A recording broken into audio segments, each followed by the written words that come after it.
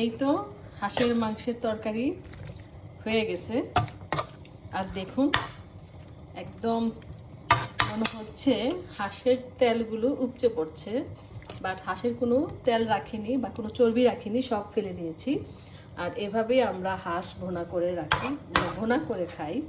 তো কেমন হয়েছে আমার এই হাঁসের মাংসের তরকারি অবশ্যই জানাবেন। মানে আপনাদের তো খাওয়াতে পারবো না, বা দেখে আপনারা বলতে পারেন যে কেমন হয়েছে। এই তো হাঁসের মাংসের তরকারি হয়ে গেছে। আর দেখুন, একদম মনে হচ্ছে হাঁসের তেলগুলো উপচে পড়ছে, বাট হাঁসের কোনো তেল রাখিনি বা কোনো চর্বি রাখিনি, সব ফেলে দিয়েছি।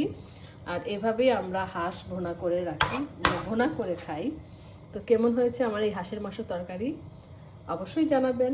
মানে আপনাদের তো খাওয়াতে পারবো না, বা দেখে আপনারা বলতে পারেন যে কেমন হয়েছে।